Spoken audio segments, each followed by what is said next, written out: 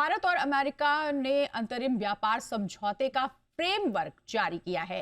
इसके तहत भारतीय सामान पर अमेरिका का टैक्स 50% घटाकर 18% कर दिया गया है। रूस से तेल खरीदने को लेकर भारत पर लगाया गया 25% अतिरिक्त टैक्स भी हटा लिया गया है। इस खबर पर हमारे साथ जुड़ रहे हैं हमारे खास मेहमान ऑयस्टर कैपिटल के अतुल जोशी और साथ ही हमारे साथ जुड़ेंगे वाणिज्य सचिव अजय दुआ भी। बहुत स्वागत है अतुल सर। सर, सबसे पहले इस पे एक रिएक्शन जानना चाहेंगे। जो ड्राफ्ट जारी हुआ है, जिसका इंतजार हो रहा था, वो ड्राफ्ट फिलहाल हमारे सामने आ गया है। अगर इंडियन इकोनॉमी के नजरिए से देखें तो इसे कितना अहम मानते हैं?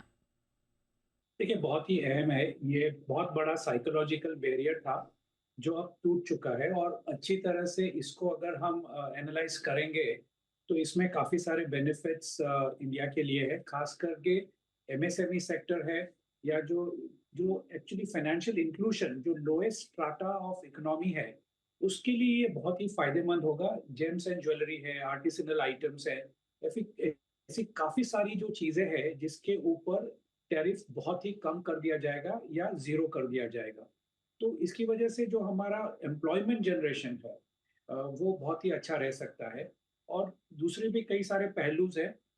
टैरिफ है, नॉन टैरिफ है, सेक्टोरल है, और सबसे बड़ी चीज जो हमें देखनी चाहिए वो है इंडिया का एक कमिटमेंट है कि 5 सालों में हम $500 बिलियन का इंपोर्ट करेंगे।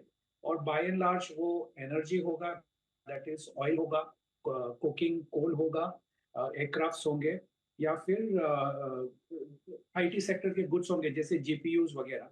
तो ये जो कमिटमेंट की बात है, इससे एक चीज जो नेगेटिव कह सकते हैं वो ये होगा कि जो ट्रेड बैलेंस है वो यूएस की फेवर में चला जाएगा।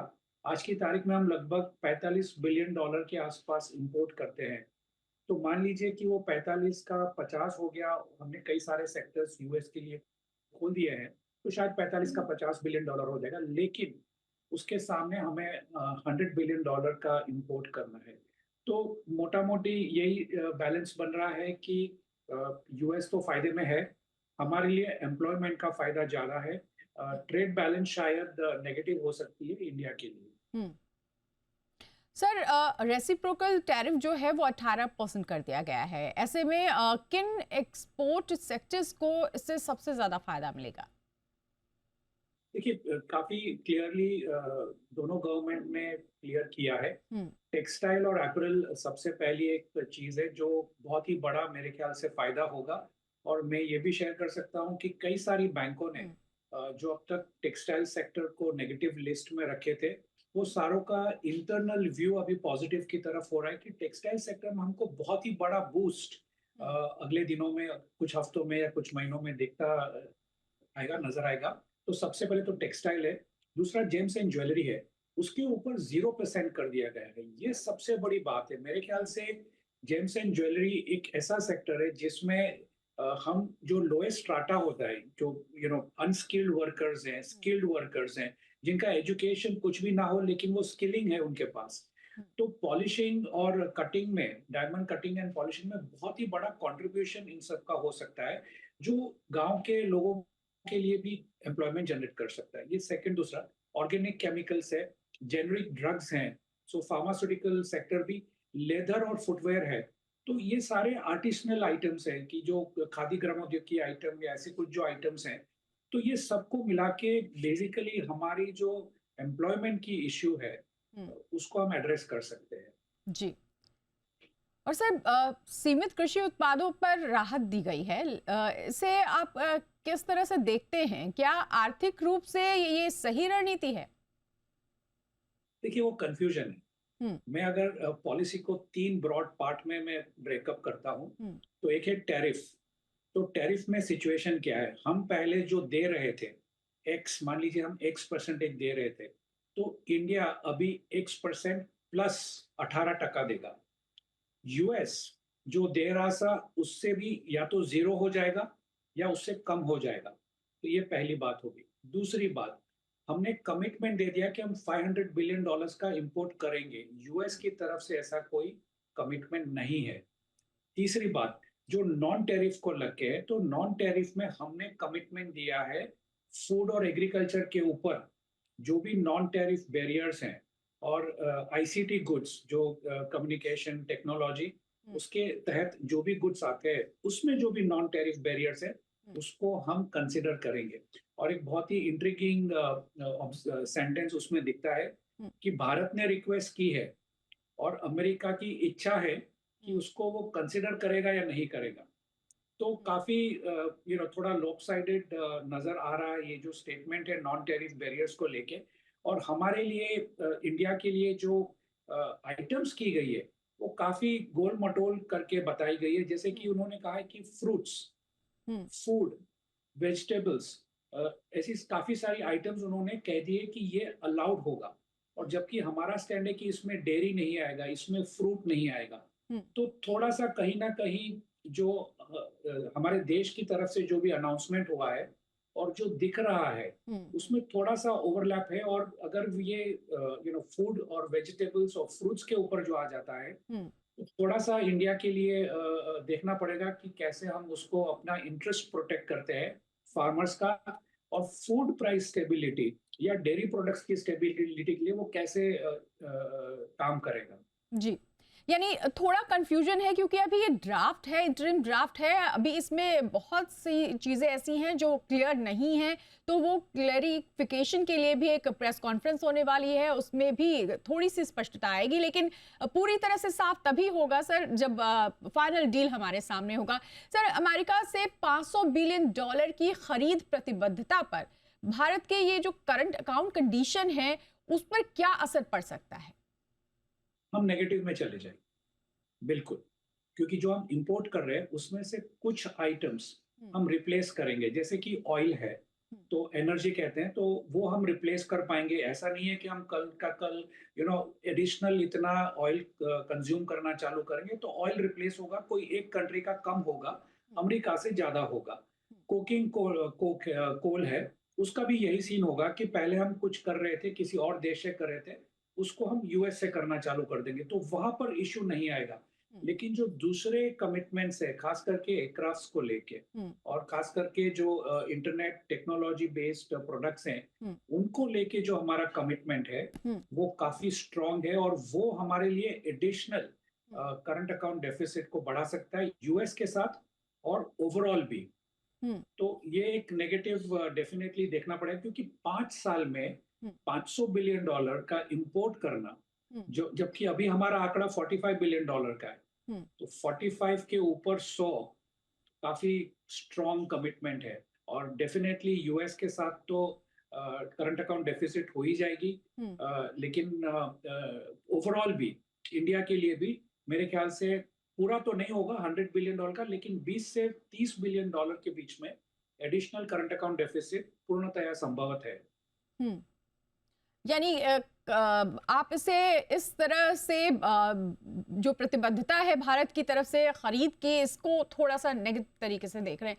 सर, हम इसको समझना चाहेंगे क्योंकि मदर ऑफ ऑल डील हो चुकी है यूरोपियन यूनियन से, क्या इसे कहा जा सकता है फादर ऑफ ऑल डील? और क्या ये दोनों देशों के लिए विन-विन सिचुएशन लेके आने वाला है? देखिए अभी तो नहीं लग रहा है। हुँ, ये थोड़ा सा लॉपसाइडेड जिस तरह से उसकी वर्डिंग्स की गई है। देखिए सिर्फ इंडिया के ऊपर कमिटमेंट्स है और जब भी यूएस की बात आती है तो कहीं कोई दोनों साथ में मिलके काम करेंगे, तो कमिटमेंट्स इंडिया की तरफ से हार्ड कोडेड है हुँ, बिल्कुल। बहुत ही स्पष्टता से लिखा गया है कि इंडिया क्या करेगा। हुँ, यूएस सोचेगा, कंसिडर करेगा, शायद कर दे या फ्रेमवर्क के अंदर कुछ कर दे। सो थोड़ा सा लॉपसाइडेड है as far as EU is concerned. मेरे ख्याल से वो दो इक्वल पार्टनर्स के बीच में हो वैसा ज्यादा दिख रहा है। हुँ, रेसिप्रोकल है, दोनों का जीरो है।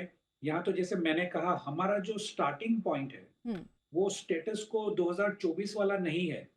2024 में हम जो दे रहे थे उससे हुँ, 18% हम ज्यादा देने वाले हैं और हम यूएस की ड्यूटी 0% करने वाले हैं कई सारे गुड्स के ऊपर, या हम रिड्यूस करने वाले, हम कम करने वाले। तो हमें कम करनी है 2024 से और हमने ज्यादा देनी है, ये स्टार्टिंग पॉइंट है। तो definitely father of all deal तो कह ही नहीं सकते, जी। और कमिटमेंट्स इंडिया का बहुत ही ज़्यादा है इंपोर्ट के लिए, हुँ, चाहे वो टेक्नोलॉजी गुड्स हो, चाहे एयरक्राफ्ट हो, चाहे कुछ भी और हो। हुँ, तो ये थोड़ा-सा लॉपसाइडेड है। मैं इसको कहूँगा कि ये ट्रेड डील है, इकोनॉमी के लिए अच्छा है, इंडिया के लिए, हुँ, एम्प्लॉयमेंट जनरेशन के लिए अच्छा है। हुँ, आगे की डिटेल्स जब ज़्यादा खुलकर सामने आएँगी, हुँ। तब हमें मालूम पड़ेगा कि ओवरऑल इंडिया यूएस के ट्रेड के ऊपर कितना इफ़ेक्ट करता है और कितना यूएस की फ़ेवर में है। जी। सर, जैसा कि आप बता रहे हैं कि इसमें बहुत कुछ ऐसा है जो आगे जाकर के थोड़ा नेगेटिव हो सकता है। ऐसे में इंडस्ट्रियल गुड्स पर जो टैरिफ की कटौती की गई है, भारत के लिए कितना संतुलित, कितना बैलेंस ये डिसीजन है? देखिए, जो मेंशन किया गया है, हुँ, उसमें एयरक्राफ्ट पार्ट्स हैं, हुँ, तो ये तो already as far as India का एक्सपोर्ट कंसर्न है, हुँ, बाय एंड लार्ज वो 0% के आसपास ही जा रहा था। बल्क ड्रग्स हुँ, और जेनेरिक ड्रग्स इंडिया से जो एक्सपोर्ट हो रहा था, ऑलरेडी 0% पे जा रहा था। तो उसको फिर से मेंशन किया गया है कि अब वो 0% पे आ गया है। हुँ, तो इंक्रीमेंटालिटी जो है कि जो हमारा पहले 0 था, क्या उसमें ड्यूटी बढ़ी या फिर से उसको ज़ीरो पे रिस्टोर किया गया है? ये एक एनालिसिस का करना पड़ेगा। और जो इम्पोर्ट हम कर रहे हैं, उसमें टेक्नोलॉजी गुड्स बहुत ज़्यादा महत्व दिया गया है। तो उसमें देखना पड़ेगा कि हम क्या कह रहे हैं, कि कम्युनिकेशंस टेक्नोलॉजी में कौन से प्रोडक्ट्स की हम बात कर रहे हैं।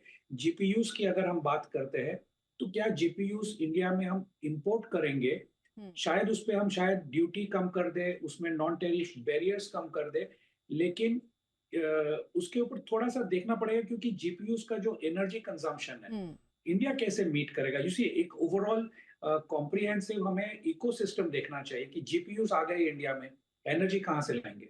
जी, तो काफ़ी सारी चीज़ें हैं जो थोड़ा-सा उसमें डिटेल में जाके सामने आ जाएँगी, हुँ, फिर डिटेल करेंगे, फिर देखेंगे कि इंडिया के इकोसिस्टम के लिए हुँ। ये कहाँ-कहाँ पर इम्पैक्ट करता है, कहाँ पॉज़िटिव है और कहाँ पर ये न्यूट्रल है, कहाँ पर नेगेटिव हो सकता है। जी, बिल्कुल। लेकिन जैसे सर आपने कहा कि कुछ जगहों पे ऐसा लग रहा है कि नेगेटिव इम्पैक्ट पड़ सकता है।